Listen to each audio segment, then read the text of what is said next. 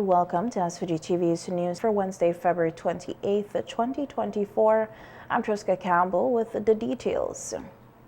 Minister of Finance, Economic Planning and Information Technology, Camila Gonçalves, says at a latest report from a World Bank consultants on the unemployment rate in SVG puts it at 10.8%.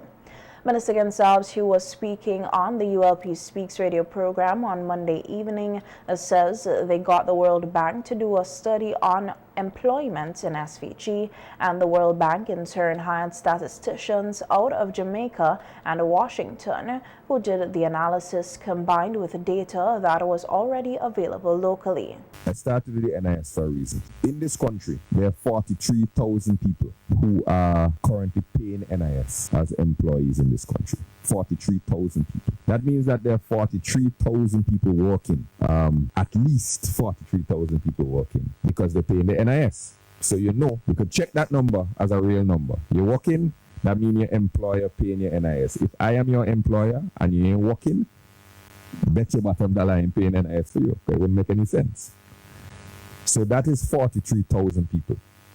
We know that the workforce in St. Vincent and the Grenadines, which means the number of people who could work, you come down to about 54,000 people in the country who are not too young, are not too old, and don't have a disability. So if you do the maths with me, you have 54,000 people, you add the 30,000 children in school, you get 84,000 people. You add the 15,000 people who over the retirement age, you're gone up to almost 100,000 people. And then you had the little children and all the rest of it. That's it. And you reach the population of St. Vincent and the Grenadines. So there are 54,000 people in this country who can work, who are able to work, who are working age. And 43,000 of those people pay NIS. Okay? So that is 80% of the workforce right there. 80% of the working people in this country pay NIS. That's the first thing you have to know. So that means the most unemployment you could have in the country is 20%. But when you check the NIS now, you realize not everybody does pay NIS. Most farmers don't pay NIS. Most van drivers, conductors, vendors, domestic workers, a lot of them don't pay NIS. So you realize that there are a whole set of people in the country who are working but don't pay the NIS. And you have to add them to the 43,000. And when you add them together, you get to a number that tells you how many people are working in the country and what the unemployment rate is in the country. Minister Gonçalves says when the World Bank consultants did their analysis, they put the unemployment rate in SVG at 10.8% and not the high amount being reported by others, including the opposition. A lot of people throw all kind of numbers at you. Unemployment in St. Vincent is 30%, 40%. If 40% of the people in this country were not working, you'd have a revolution in this country. You'd have a revolution in this country. The number is 10.8. Now, that does not mean that everybody who is working the job that they want to work. I could be employed as a watchman, but I want to be working as a office attendant. I could be working as a vendor, but I want to be working as a school teacher. So I'm not saying that everybody working is working the job that they want to work. But the employment rate in St. Vincent and the Grenadines, the unemployment rate, is 10.8%. Again, that doesn't mean that only 10.8% of the people in St. Vincent and the Grenadines are unemployed. To be considered unemployed, you have to be able to work, you have to be looking for work, and you have to be unable to find work. There are some people in this country who are not working but not looking for work. And those people are not counted as unemployed. There are a lot of young women, for example, who have had a child recently. The child is 1, 2 years old, 3 years old. They decide that they want to stay home and take care of the child. until the child reaches a certain age. They're not looking for work. So they're not working, but they're also not unemployed because they're not looking for work. They have a lot of fellas on the block who, when you see them, you say, well, they say, boss, not now go on, you know. And you say, well, when last you look at work? Boy, you look at work recently, you know. I look for no work. Well, you can't say you're unemployed unless you're looking for work, because work ain't going to come and find you on the roadside. The New Democratic Party has called the ULP government out of touch, referencing the unemployment figures put forward by the finance minister, which the party says is from a draft labor market survey. A news release from the party says reputable international organizations such as the World Bank, IMF, and others have reported unemployment rates as being 1 in 4 or 25% of the Vincentian workforce are out of work. The release quoted MP Dwight Fitzbramble as saying that the unemployment numbers put forward by the finance minister is very out of touch and disingenuous. Bramble was further quoted in the news release as saying, quote, "When I am out in my constituency, I come across countless people who are in search of work but have no support from this government. I come across parents of young people who have been forced to move abroad because of lack of job opportunities here in SVG," unquote.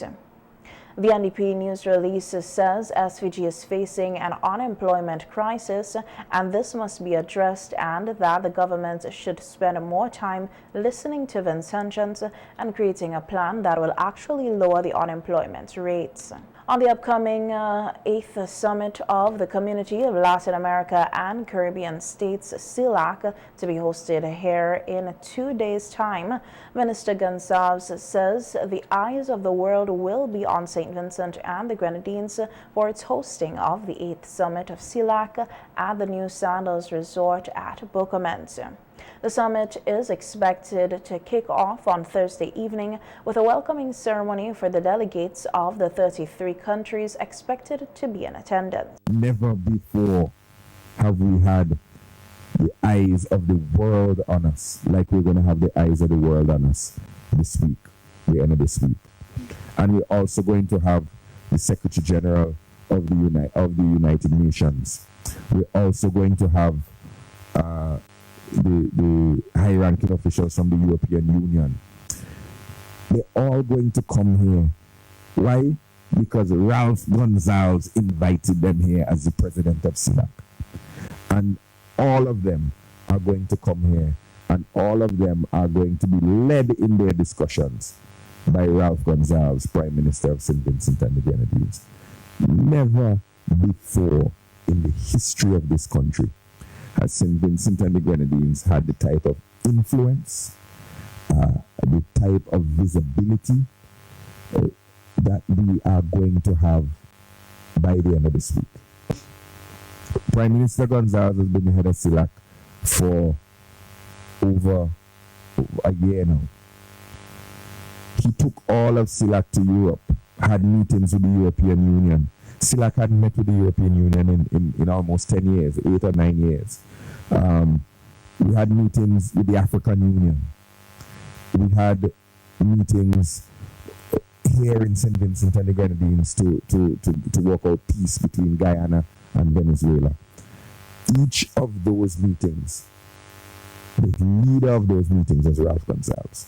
The connections that St. Vincent and the Grenadines made and will make this week because of our leadership of SELAC. You can't pay for that. Minister Gonsalves says while engaging the leaders of SELAC and other heads of state, Prime Minister Gonsalves and other members of his government will have the opportunity to outline their vision, aspirations, challenges, and needs of St. Vincent and the Grenadines. And we're going to have their ear and their attention in a way that we've never had before. And when we talk to them, we're going to talk to them in a way that gets benefits for St. Vincent and the Grenadines. This comes on the heels of us being the head of the Economic and Social Council at the United Nations, smallest country ever to do that. The members of the Security Council at the United Nations, smallest country to do that. now president of SELAC, smallest country ever to do that, first Caribbean country ever to do that. We are going to use this opportunity to shape the discussions about development in the entire hemisphere, to shape the discussions about peace and progress and stability in Latin America and the Caribbean. And we're going to have the ability to connect one-on-one. Prime Minister Gonzalez is going to meet privately with President Lula of Brazil. He's going to meet privately with President Diaz-Canel of Cuba. He's going to meet privately with President Maduro of Venezuela. He's going to meet with the presidents of Bolivia, the presidents of Nicaragua, the presidents of Colombia, of Costa Rica. And he's going to use those opportunities to bring benefits to St. Vincent and the Grenadines. The UN Secretary General Antonio Guterres is expected to arrive in SVG tomorrow, Thursday, February 29th, for an official visit to the country and to attend the 8th SELAC Summit.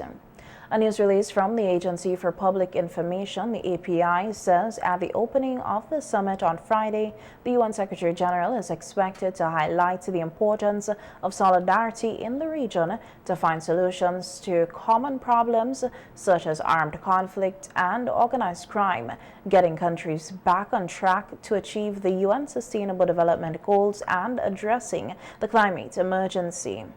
The Secretary General is also expected to meet with Prime Minister Dr. Afghan Salves as well as other leaders attending the summit.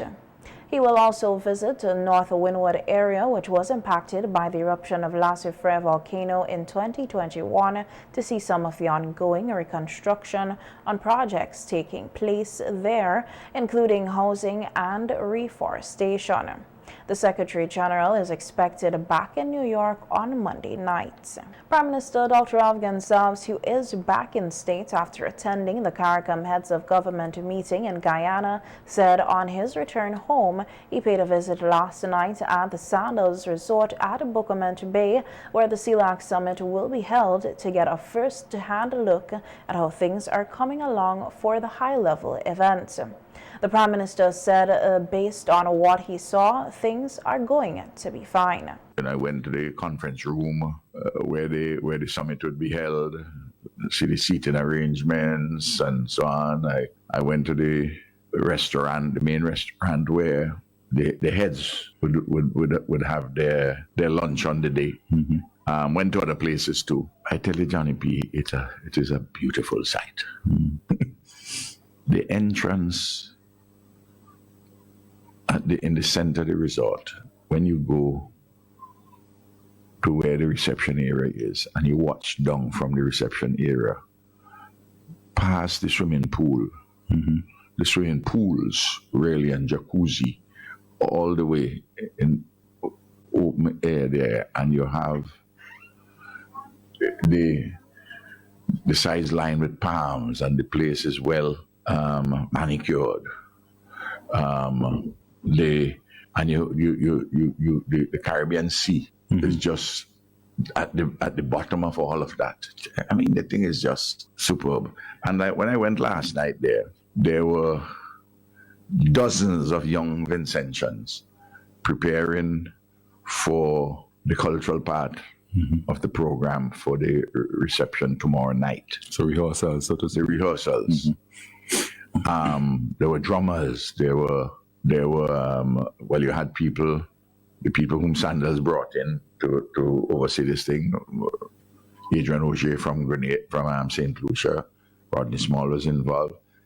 Darren Andrews, who's going to provide music too, on the piano. I don't know every item of the program, but I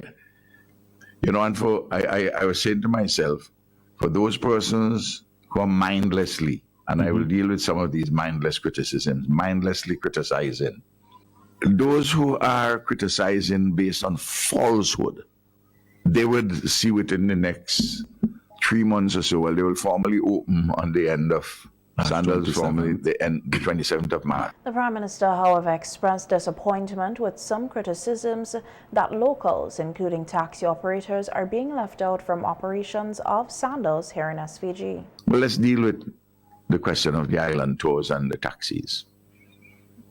Sandals had 5 or 6 consultations with the taxis and minibus operators relevant to transportation.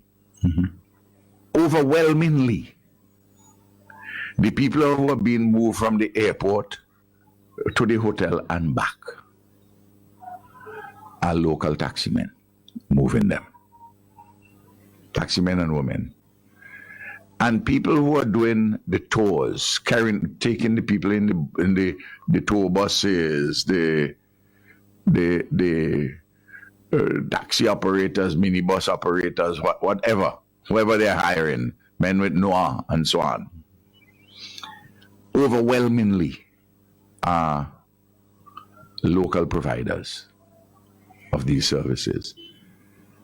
As always, 5-star hotels have specific facilities for VVIPs, very, very important guests, very, very important people, for which they will make their own arrangements, specific, say, transportation arrangements. No, Sandals would require a big fleet of motor vehicles to transport people from the airport to Sandals and back.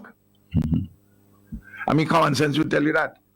The taximen whom Sandals have been in touch with should speak out on this, not allow some arbitrary taximan on a stand who may not have heard, may not have been interested either. But I don't know whether he has a political axe to grind, or the way he spoke. So I had to call Ernesto and told Ernesto to listen to me this morning so you can get a news item from what I'm saying. On fishermen and farmers, the Prime Minister says Sandals representatives also held consultations with these persons, and the aggregator for the fish products, which is Rainforest Foods, will be buying from local fisher folk to supply the resort. Sandals, hotels of that kind, as a matter of policy, don't buy from a multiplicity of individual suppliers. The suppliers have to put themselves together, or somebody put them together.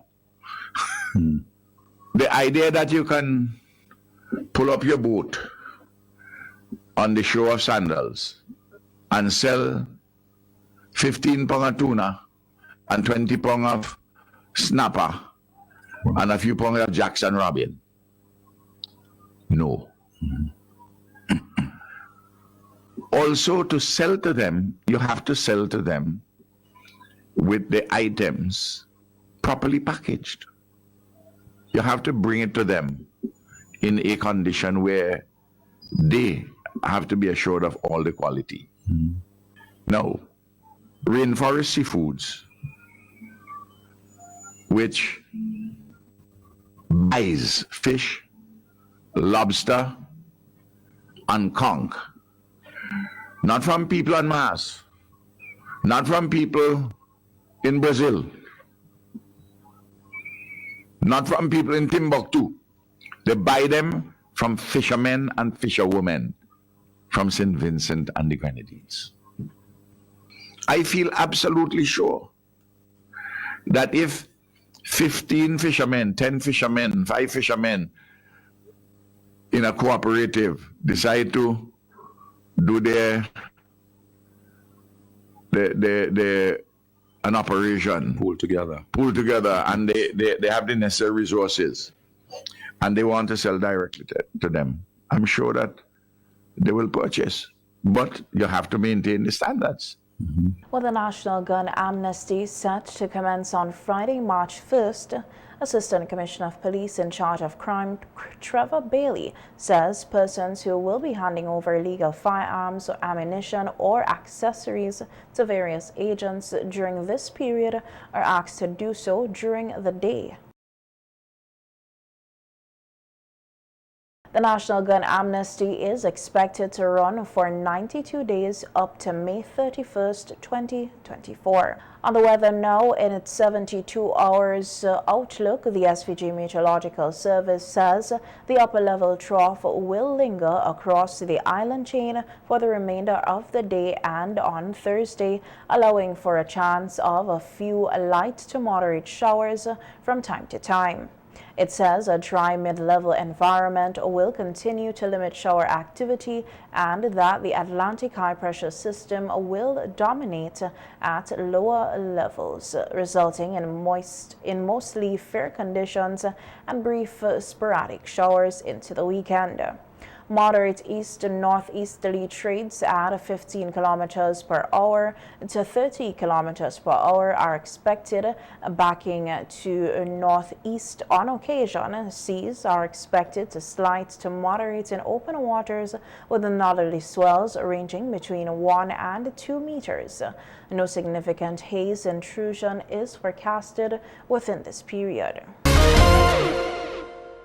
The Traffic Department of the Royal St. Vincent and the Grenadines Police Force is appealing to motorists across the country to comply with the regulations relating to registration number plates. On radio today, Corporal Philip King, who is attached to the department, said they have noticed a trend of different sizes and shapes of the numbers and letters of the registration plates on a number of motor vehicles on the roads, and motorists must ensure they follow the traffic rules and regulations. According to the regulation, I will be touching on Regulation 3, subsection A, and Regulation 3B, subsection 1 and 2. Now, the law states the background of the plate shall be black and the letters and figures shall be white.